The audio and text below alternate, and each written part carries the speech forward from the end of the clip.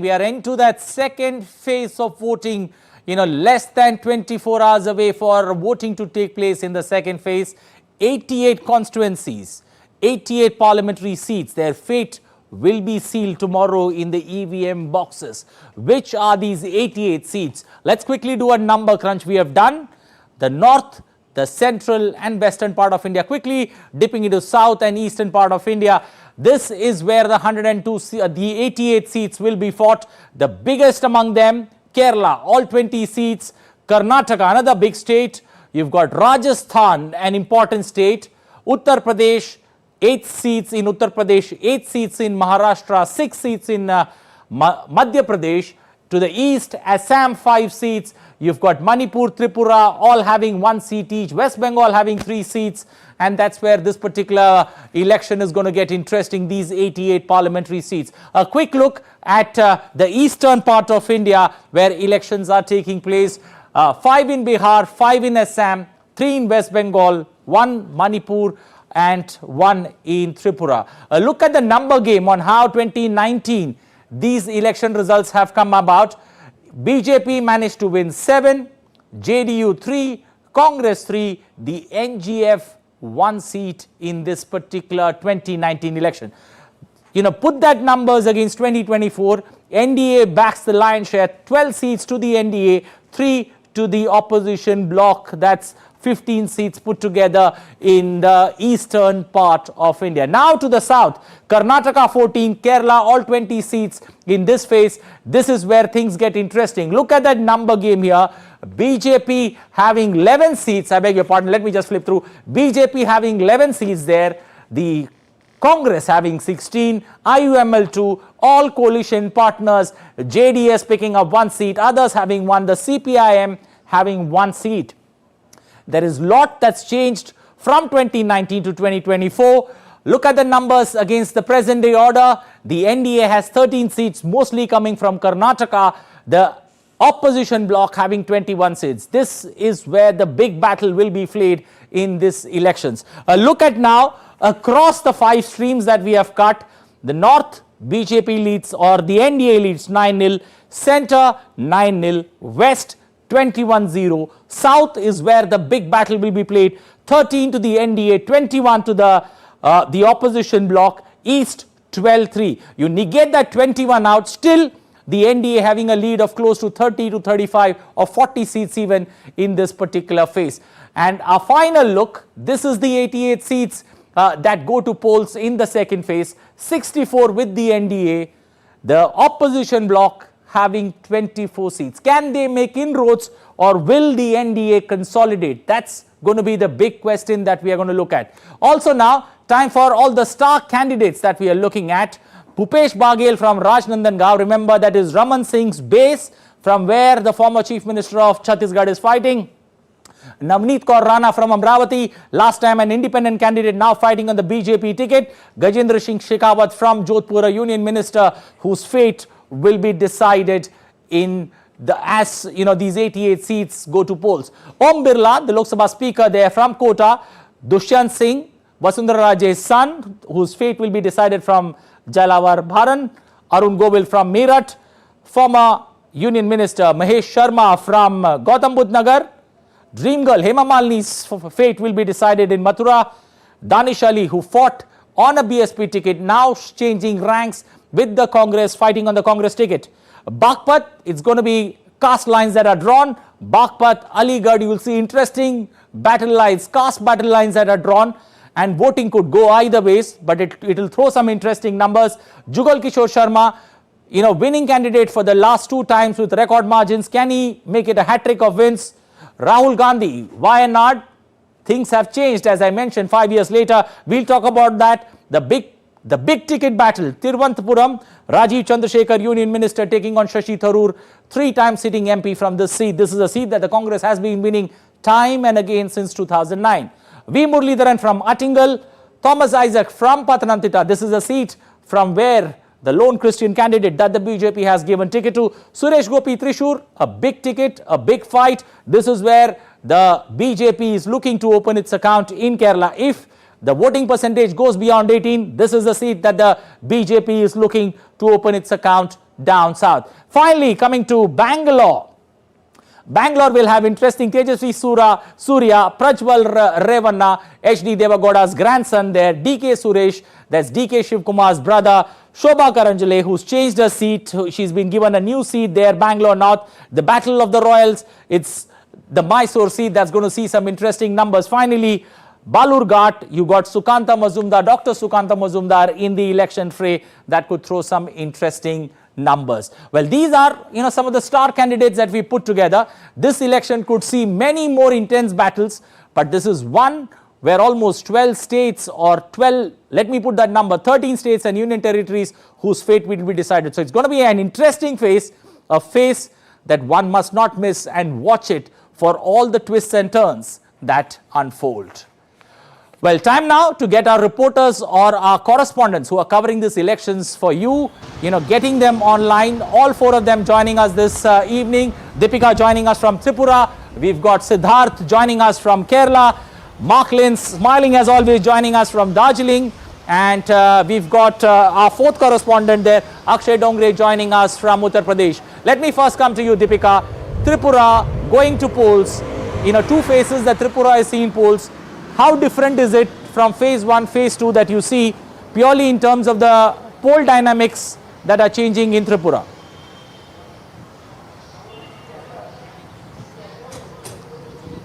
When we talk about the second phase, it is the East constituency that would be going to the polls tomorrow. Now, specifically, this is a ST seat and it is being fought by the candidate of Tripura Motha Party who has given their support to the Bharatiya Janata Party. So here we have Maharani Kriti Singh Dev Burma, who would be, the voters would be going to poll tomorrow. She is the only candidate, and from CPIM we have Mr. Riang from there who's standing in opposition. So all in all, it is a very interesting fight because right now we are having a very interesting phase here in Tripura, and that too from the ST seat. A woman is there in the name of Kriti Singh Dev Burma, and not only this, she is also the Maharani. She is also the queen of this state. So it is going to be really interesting because they are fighting for the rights of the indigenous people here, Anil.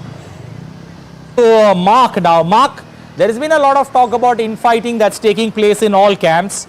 Does that add intrigue, especially to the Darjeeling battle? Well, Anil, Darjeeling is an unusual seat in the sense that the BJP has won it for the last 3 particular terms. And the last time in 2019, Raju Bista, who's currently contesting the sitting MP, he is a local, so he is seen as a man who understands the issues well. Also, he won the last time by a very huge margin. In fact, he won by over 4 lakh votes. So it is really going to be his election to lose here if the other parties are able to catch up, in a sense. But overall, in West Bengal, as we've seen, the BJP has been a rising force. It had come from 2 seats in 2014 to 18 seats in 2019, and probably looking to make further gains in 2024. So this is where one needs to look and see, because how did the BJP gain all this? It largely gained this at the expense of the Congress party and the left parties, and the Trinamool Congress is the party that has also gained significantly from the losses of the Congress and the left. So these 2 parties are actually eating into the vote share that was once with the left and the Congress. So it is really to see how, if the third party candidates or let's say the third force that we talk about, the Congress and the left, put up candidates, how do they eat into the vote share of the BJP or the Trinamool Congress will decide the fate of who comes out on top in this election. Okay, shifting focus to our other correspondents there. Let me get Siddharth in. Siddharth, you spoke about a triangular build-up like Tamil Nadu in Kerala. But do you somewhere, as we've hit a cannon pause to this election campaign, see the left or the LDF losing steam? Well, Anil, first of all, a very good evening to you. And if it's no more a bipolar contest here in the state of Kerala. with the BJP coming into the fray, it has become a triangular contest, and not just on 1 or 2 or 3 seats. In about 15, 16 seats, it has become a triangular contest with BJP coming into the fray. The BJP certainly is looking to open their account in this state, and this time around, there are very bright chances for the BJP to open up their account. The way they are campaigning and the way people are actually receiving those campaigning, people are responding to those campaigning, it's certainly looking like BJP have very bright chances. I am here in Wayanad, which is one of the most important constituencies of the 20 seats up for grabs here in Kerala, wherein people will go to vote on April 26. Wayanad constituency, as a very important constituency, like I've said. Rahul Gandhi is contesting from the Congress's side. He's having a very good stronghold here. But this time around, the dynamics are likely to be changed here in Wayanad as well. Although every constituency is very important, every seat is very important, but there are few constituencies which are to watch out for in these elections, Anil. And these are Wayanad, where I am standing right now, Thiruvananthapuram, you have Thrissur, and you have Pattanamthitta, the Battle of Antonies. So all in all, the atmosphere is very, very good, and people are very excited to vote. As this time around, they say that they are voting for the development. They are voting to see they are voting to see new changes in the state. They are voting to get their problems resolved. Okay, let me quickly get Akshay in. Akshay, 8 constituencies. Do you see the 8 constituencies in Uttar Pradesh, witness a 3-cornered fight, or is it a fight between a regional force and a national force?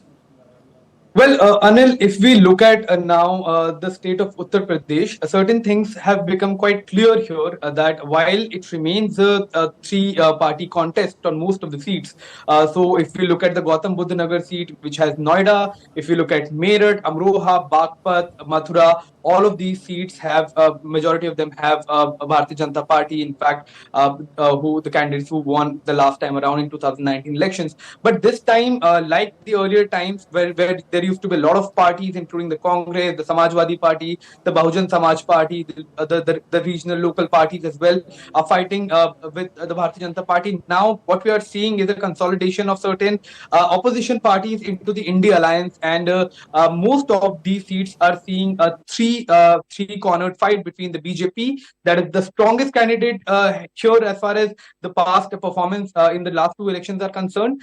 Then we have the India Alliance, which in certain seats there is a Congress candidate, on certain seats there is a Samajwadi Party candidate. However, on most of these seats, BSP, one of the opposition parties that has not aligned with the India Alliance, is also placing a candidate there.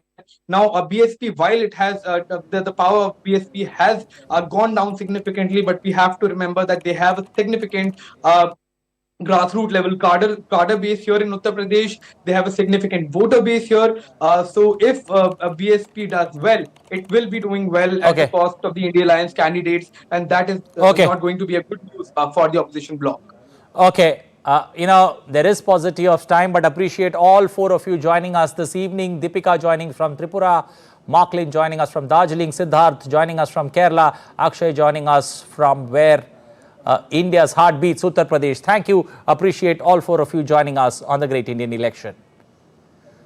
Well, time now to get the 2 guests joining us this evening. Chakshu Roy joining us in the studios here. R. Rajgopalan, senior journalist, joining us online. Welcome both of you to this program. Let me first come to you, Chakshu. Phase 1, 65% voting. Is the challenge, less on the election commission, more on the political parties to get more and more people to come out and vote? I think it's very interesting as to how the phase 1 elections panned out. I think the 2019 numbers, if I remember, for the overall general elections, the turnout was about 67.4.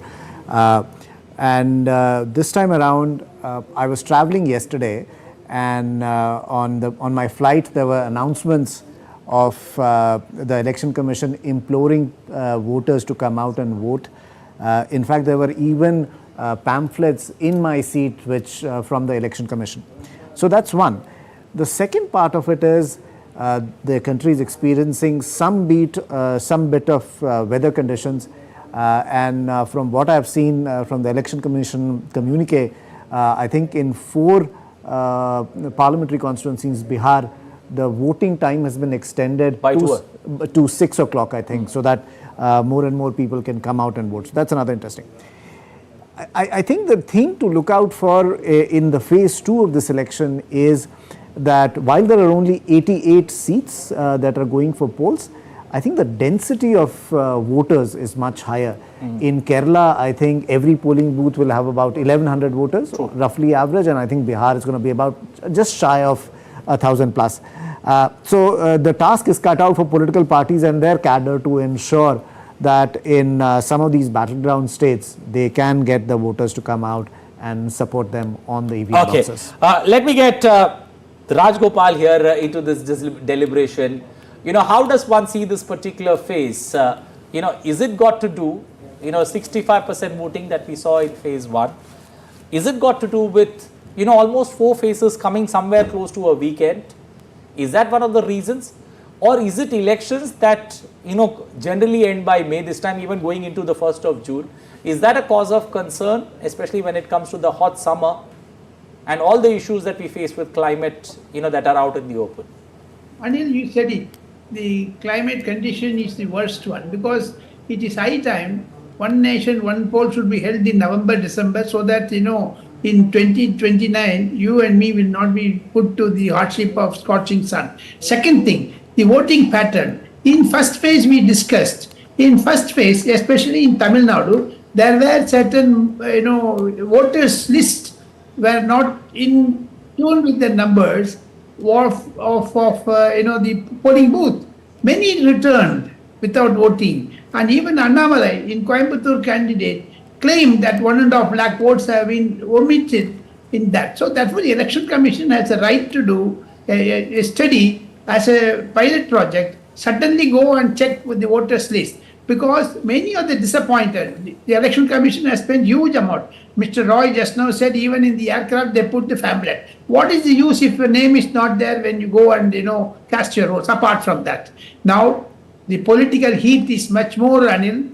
In Tamil Nadu it was exciting, and moreover now in Kerala, Karnataka. So the southern parts of India are getting more interesting, and the North Indian aspect. As your 4 correspondents have done an extremely good job, when they presented the local pictures. Coming to the real point, tomorrow is going to be very, very crucial day for major political parties, especially the Congress. Congress is having little amount of back, tracking, and interestingly, I should say, Mr. Rahul Gandhi is contesting Wayanad, therefore it becomes a crucial seat. Okay. And today, is he going to be announced for Amethi or not? Once the Wayanad poll is over, he may be contesting from Amethi also. Which seat he will drop? If he resigns Amethi, it will be a plus point for Wayanad. If he resigns Wayanad, it will be plus. So therefore, there is a confusion. This election results, Okay. they are leading. Okay. Okay, Mr. Rajgopalan, I'll ask you to stay with us. I'm going to squeeze another question for you. Let me quickly get our 3 correspondents there joining us. Divendu joining us from Katihar in Bihar. We've got Yogesh joining us from the Vidarbha belt in Maharashtra. Nandita joining us from Jammu, smiling. Let me come to you, Nandita. Nandita, this particular election, how does the election battle, especially in Jammu and Kashmir, how is it different this time around? It's different because the candidate from BJP, Mr. Jugal Kishore Sharma, is battling a 2-time anti-incumbency. In fact, he has been an MP in 2014 and 2019, and that incumbency he's trying to battle, but he's hoping on the charisma of Prime Minister Modi seeing him through, because a lot of voters here are happy with the revocation of Article 370, and this is the first election, the Lok Sabha election after the revocation or abrogation of Article 370 in this state. Also, the security preparations have been completed by the election commission here. We spoke to the returning officer. More than 80 lakh rupees of cash has been confiscated. 800 liters, more than 800 liters of liquor has been confiscated. So more than 2,500 polling stations with more than 17 lakh voters are going to decide the fate of 22 candidates. The two prominent among them being the Congress's Raman Bhalla and the BJP's Jugal Kishore Sharma. Okay, so an interesting Raman Bhalla battle will be trying to give a fight to Okay, Jugal Kishore Sharma. Nandita, it's going to be an interesting battle there between the two, Mr. Bhalla and Jugal Kishore Sharma there. Let me shift to Dibendu, who's joining us from Katihar. Dibendu, the first phase of election, the lowest turnout or the voting percentage was from Bihar. Do you see the numbers change or the numbers consolidate, at least going past that 50% mark? Well, Anil, see, the Election Commission has been making efforts to ensure the voter turnout increase in the second phase. The Election Commission had brought in Maithili Thakur, a popular Bhojpuri singer, to enthuse the youths to come out and vote in Bihar. But if you say historically, although Bihar, which is a very politically aware state, has remained out of the polling stations for a very long time. And if you look at the historical data, you would see over the last couple of elections, Bihar's voter turnout had been between 50 to 55 and at the max 58% if we talk about the overall scenario. But having said this, the Election Commission hopes that this time around it could breach the 60% mark. But keeping that in mind, also the first phase, as you rightly said, was less than 50% of voters turnout. But the Election Commission is making all efforts using celebrities to lure voters to come out of their homes and go to the polling stations to cast their vote. But also, Anil, you have to remember that the heat here is absolutely like scorching sun. The heat and dust is also what we are being told is keeping many indoors. But having said this, it is the duty of all citizens of the country to come out and take part in this celebration of democracy. But we are hoping that in fact the electoral officers here are also hoping that the voter turnout could increase in the second phase. Back to you. Okay, Yogesh, 8 seats in Maharashtra, at least 3 of them. Do you see a Sena versus Sena battle, that could play out, or that could be the headline tomorrow evening? Right, on 3 seats basically, 2 importantly Buldana and Yavatmal, direct contest between the 2 factions of Shiv Sena Uddhav Balasaheb Thackeray and Shiv Sena led by Eknath Shinde. So yes, very relevant and very important question you have asked, Anil. In fact, that is the thing that has been discussed in the entire region, coming to 5 seats of Vidarbha and 3 seats of Marathwada, a total of 8 seats which are going to poll. A total of 1 crore 49 lakh people will be casting their votes. 16,589 polling booths have been set up, Nanded. And yes, the Shiv Sena conflicts is going to play a very, you can say it's a very interesting poll just because of these. Why this poll is different this time? The election is different from the other, of the other times. There are 2 main regions. The first, split in Shiv Sena and NCP. Second, top leaders, the bastion basically, the Congress bastion in Vidarbha and Marathwada, basically in Nanded, where I am standing right now. The top leaders have shifted and now have joined BJP. So these are the 2 major reasons why this election is different from the other elections in the past. Over to you, Anil. Okay, thank you both. Thank you all 3. Dibendu joining us from Katihar. We've got Nandita joining us from Jammu and Yogesh getting us the ground perspective from Maharashtra, Nanded region. Chakshu there with us. Chakshu, looking at this particular 88 seats, close to 34 seats have been won by parties, same parties since 2009. Do you see that trend changing or that trend facing the heat in 2024? So it's interesting that you mentioned that. And I think in one of our previous conversations, we were talking about the fact that in every Lok Sabha since 1952, at least 50% of the members are new members. True. Now, will that apply to this phase? Will it apply to the next phase, or has it already happened in phase 1?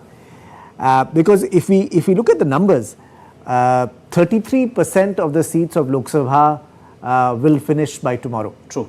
And by phase 3, we would have crossed the halfway mark. So some interesting things there for voters to watch out for.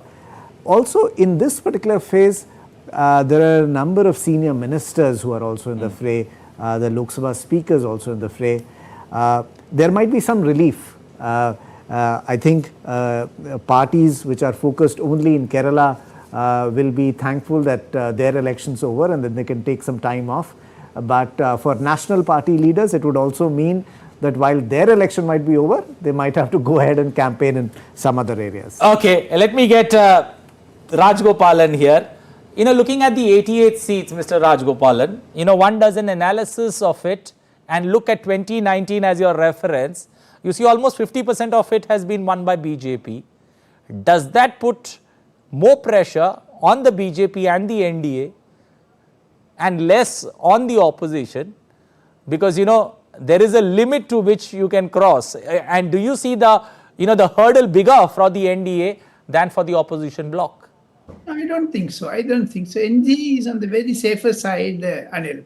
Apart from that, Mr. Roy has explicitly, covered all points, including the new faces, 50% like that, and he gave a methodical answer to your question. But I go a little beyond that and talk about politics. Mr. Prime Minister Narendra Modi has spent huge time in this electioneering. And moreover, the BJP election missionary, as I have known the political party from its inception, BJP does a meticulous job. It's not hodgepodge one. And the programs have been drawn much earlier, and they know which constituency will go and what will the effect like that. So the candidate selections, canvassing, and moreover the star speaker, Mr. Narendra Modi. Apart from the BJP, Anil, Mr. Narendra Modi has 2 or 3% to his credit. That also swings separately. Okay. The first-time voters have gone more for digitalized, the electioneering style, and moreover, the first-time voters are called digital children. They vote for the BJP for the innovation. Therefore, it's a very win-win situation for opposition, and opposition is going to be having a very tough time in this second phase. As Mr. Roy said, third election phase, 50% of the candidates in the Lok Sabha would have been over. True. Therefore, we get a sense that BJP is on the upper swing, and of course, Congress is fighting it out. Okay, we'll leave it there, but I'll ask you to hold on. The Great Indian Election is your one-stop show on weekdays on all that matters in election. What do we look at tomorrow? Let's quickly take a look on Friday night. What's in store? Polls in 88 constituencies across 13 states on April 26th. Who votes and what's at stake in the second phase of the world's largest election? Among the major states going to the polls in this round are Kerala, Karnataka, Rajasthan, Maharashtra, Madhya Pradesh, Chhattisgarh, Bihar, Assam and West Bengal. After the second phase, elections will be over in Kerala and Rajasthan. The national broadcasters, election headquarters, DD India, will take a reality check as numbers unfold on the Great Indian Election at 8:30 p.m. only on DD India. Well, with that's a wrap of this edition of the Great Indian Elections. But let me say thank you to Chakshu Roy for joining us this evening. A pleasure having you here as always. Well, you can catch us on Facebook, X and Instagram. It's time for me to say goodbye from the entire team. Good night, stay safe, take care.